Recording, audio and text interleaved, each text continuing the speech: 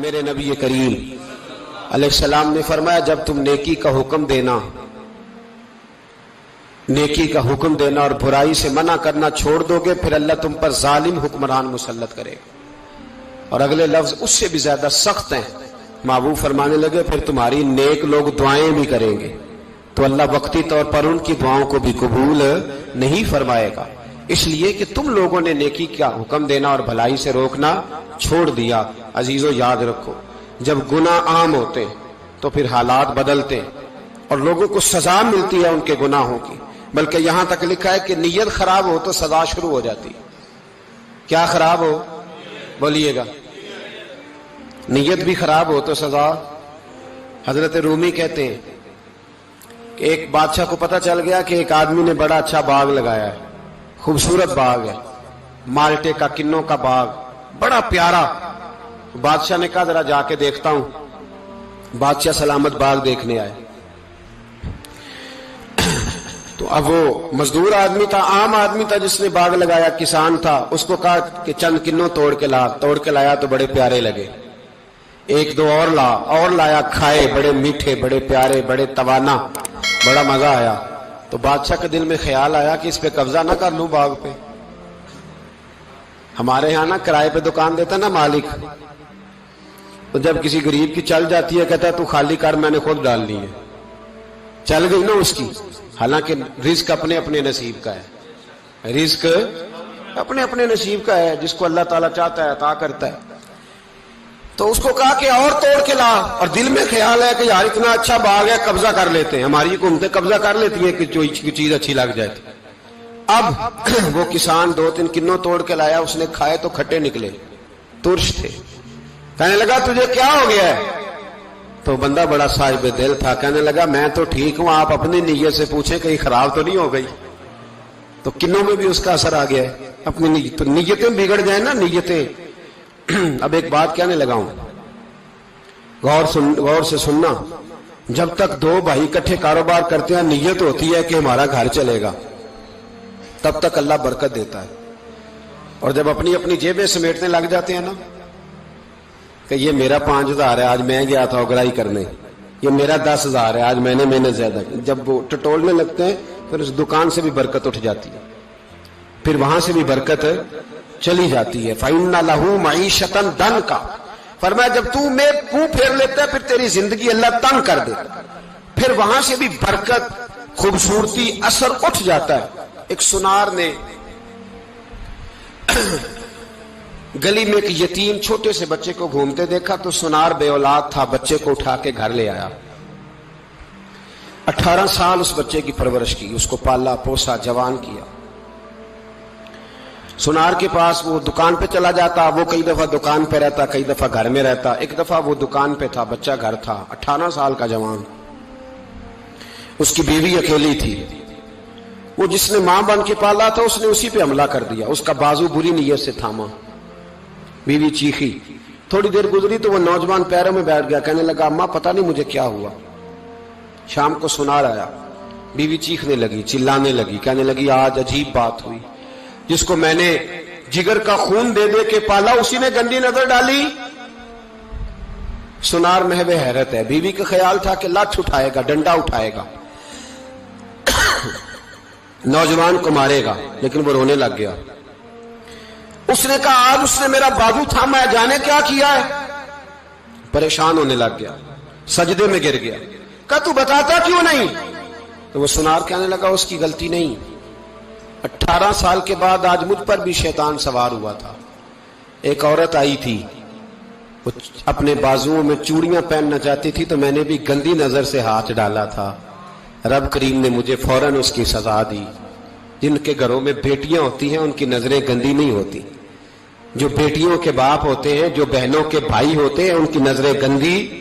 اور اگر تو ٹیلی فون کرتا ہے, تو کسی عورت کے ساتھ تعلق رکھتا ہے تو یہ بات لکھ لے, امام فخر الدین رازی 1, علامہ اسماعیل حقی 2, ملا جلال الدین رومی 3, امام خازن 4, امام جلال الدین سیوطی 5 حدیث کے استاد اور محدث لکھتے ہیں کہ اگر تو کسی پر گندی نظر ڈالے گا تو تیرا گھر بچ سکتا یاد رکھ نہیں بچے گا، اس لیے کہ تیری نظر کسی کی بیٹی کو بیٹی سمجھ تاکہ تیری بچی کا پردہ قائم رہے، کسی کی بہن کو یہ کیا بات ہوئی کہ تو جتنا مرضی گند معاشرے میں پھیلاتا رہے تیرا گھر بچا رہے، یہ کیسے ہو سکتا ہے؟ فَإِنَّ لَهُ مَعِيشَةً ضَنْكَ، اللہ فرماتے ہیں زندگی تنگ ہو جائے گی تیرے لیے مشکل، تو ڈھونڈتا پھرے گا کہ میں مرنے کو جگہ تلاش کروں۔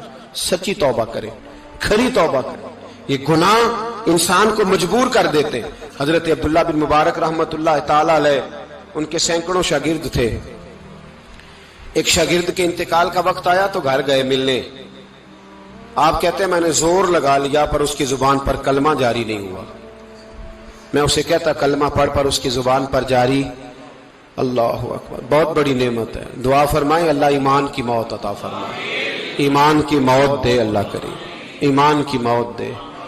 ایسے بھی لوگ دیکھے ہیں، مسجد نبوی ہے، رسول اللہ کا شہر ہے، سر سجدے میں ہے، روح پرواز کر گئی، روح پر کتنا نصیبوں والا ہے، کتنا نصیبوں والا ہے کہ مسجد نبوی میں سر سجدے میں رکھا ہے اور اللہ تبارک و تعالیٰ نے محبوب کے قدموں میں موت عطا فرمائی۔ تو حضرت عبداللہ بن مبارک کہتے ہیں میں نے اس کو کہا کلمہ پڑھ تو اس کی زبان پہ جاری نہیں ہوتا، میں بار بار کہتا تو وہ منت کرتا، کہتا حضور میں کوشش کرتا ہوں جاری نہیں ہوتا۔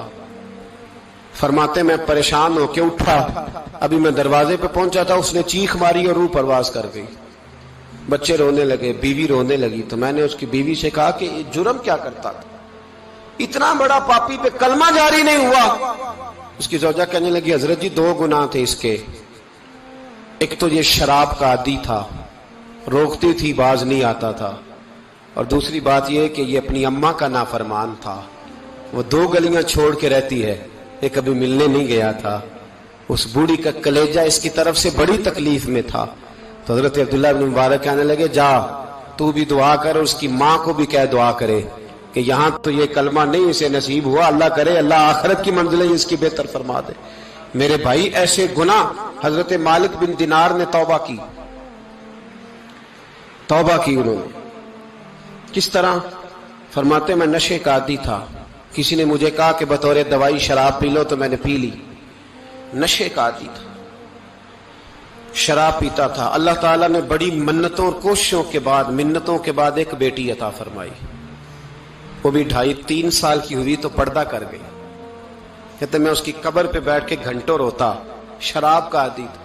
ایک دن سویا تو خواب دیکھتا ہوں کہ میرے پیچھے ایک بڑا سانپ لگ گیا ہے، اور سانپ جب منہ کھولتا ہے تو انگارہ نکلتا ہے، میں پھر دعا کرتا ہوں اللہ ہمیں معاف فرمائے، اللہ ہم سے درگزر۔ میں کچھ قبرستانوں میں جاتا ہوں تو میں وہاں سانپ بچھو پھرتے ہوئے دیکھتا ہوں، اور ڈر آتا ہے کہ ہم یہاں آنے والے ہیں، یہ لوگ کہہ رہے ہیں کہ تمہاری تیاری ہے، کسی وقت بھی اعلان ہو جائے گا کہ چلو بھائی چلو فلاں صاحب کا جنازہ ہے، اٹھو، لوگ کہتے ہیں جلدی کرو، اور ایک کونے میں ایک شخص یہ بھی کہتا ہے کہ دیگ بھی رکھ لو مہمان بڑے جمع ہو گئے، اور ایک کونے میں لوگ یہ بھی کہتے ہیں کہ برف ٹھنڈی لے آؤ، لوگوں نے پانی بھی پینا۔ پہلے اعلان ہوتا ہے کہ فلاں فوت ہو گیا، پھر اعلان ہوتا ہے جنازے کا ٹائم ہو گیا، پھر اعلان ہوتا ہے جنازہ اٹھایا جائے گا، اور پھر بات ختم ہو جاتی ہے، پھر کل من علیہ فان، پھر کوئی نہیں پوچھنے آتا، ختم ہو گئے، قصہ ہی ختم ہو گیا، ان لوگوں کی کہانی مٹ گئی، ختم ہو گئے، بڑے بڑے کج کلا، کوئی پوچھنے والا نہیں۔ موت کا راج ہے، راج ہے موت کا راج، موت راج کرتی ہے بس، اور کسی کا راج نہیں، وہ راج کرتی ہے، جدھر جاتی ہے اسی کا راج ہے، راج کر رہی ہے۔ تو حضرت مالک بن دینار کہتے ہیں قبرستان میں نے دیکھا، میں خواب دیکھتا ہوں بڑا اژدہا، اس کے منہ کے اندر آگ میرا پیچھا کر رہا ہے، کہتے میں خواب دیکھ رہا ہوں، میں دوڑا، لیکن وہ اژدہا جب میں دوڑا تو میرے آگے آ کے کھڑا ہو گیا، میں مشرق کو دوڑا تو وہاں بھی آ گیا، مغرب کو دوڑا تو وہاں بھی آ گیا۔ جناب مالک بن دینار کہتے ہیں ایک بوڑھا شخص کمزور مجھے بچانے آیا، پر اس اژدہا نے پھونک ماری تو وہ بوڑھا آدمی دور جا گرا۔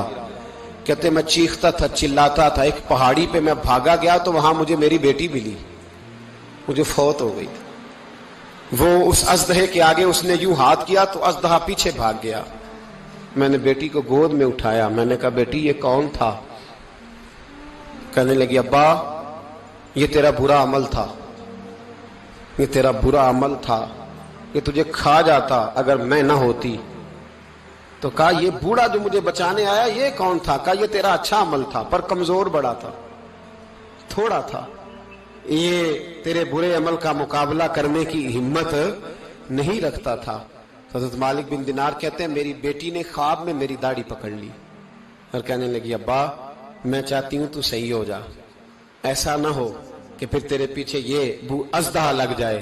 حضرت مالک بن دینار کہتے ہیں جب میں سو کے اٹھا تو میری داڑھی آنسوؤں سے بھری ہوئی، پھر اس کے بعد میں نے توبہ کی، اس طرح کی توبہ کی کہ پھر میں نے کوشش کی کہ دوبارہ میں اپنے رب کی نافرمانی نہ کروں۔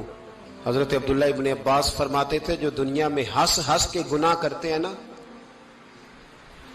ہنس ہنس کے جھوٹ ہنس ہنس کے بولتے، ہنس ہنس کے لوگوں کی غیبت کرتے، فرمایا یہ جو تمہیں ہنس ہنس کے گناہ کرتے نظر آتے ہیں ان کا رونا قیامت میں دیکھا نہیں جائے، ان کے آنسو قیامت میں دیکھے نہیں جائے۔ جو ہنس ہنس کے گناہ کرتے یہ روئیں گے، فَلْيَضْحَكُوا قَلِيلًا وَلْيَبْكُوا كَثِيرًا، رب فرماتا ہے زیادہ رویا کرو کم ہنسا کرو۔ نبی پاک علیہ السلام روتے تو صحابہ کہتے حضور آپ اتنا کیوں روتے ہیں؟ تو محبوب فرماتے جو میں جانتا ہوں وہ تم نہیں جانتے۔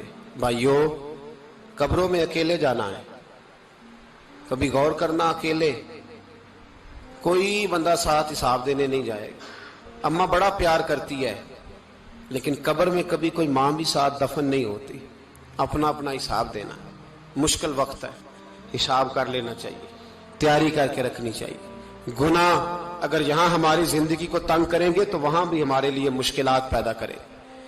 نبی کریم علیہ السلام نے فرمایا ہے کہ اللہ بڑا مہربان ہے، اللہ بڑا کریم ہے، اللہ بڑا ستار ہے، اور یاد رکھو جب کوئی اس کی ریٹ کو چیلنج کرے، جب کوئی اس کے قانون کو توڑے، جب کوئی اللہ کی اعلانیہ نافرمانی کرے، پھر رب کریم کی غیرت کو، اس کے عدل کو جوش آتا ہے، توبہ کرے سچی، مسجد کی حاضری دے پابندی کے ساتھ۔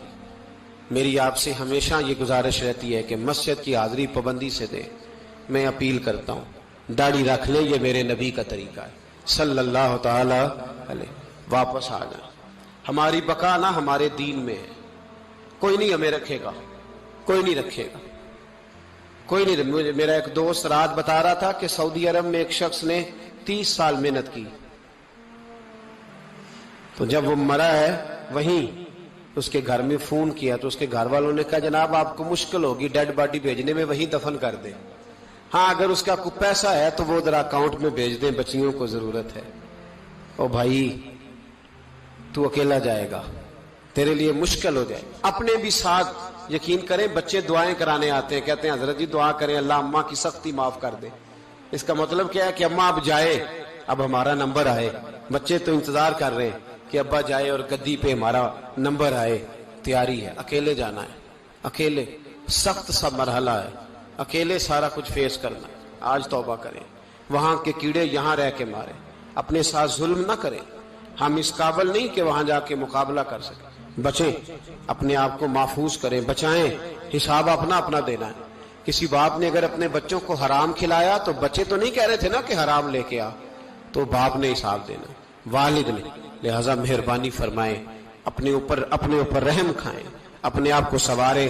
آج جمعۃ الوداع ہے، توبہ کریں، اللہ کے نیک بندوں کی صحبت میں بیٹھا کریں، اچھی باتیں سنا کریں تاکہ دل نرم رہے۔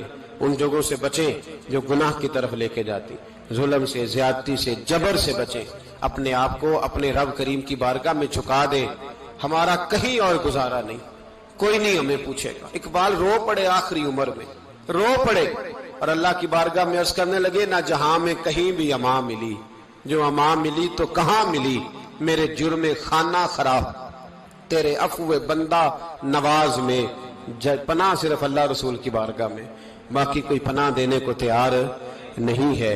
دعا کرتا ہوں اللہ کی بارگاہ میں اللہ ہمیں سچی توبہ کی توفیق عطا فرمائے۔ آخر دعوانا ان الحمدللہ۔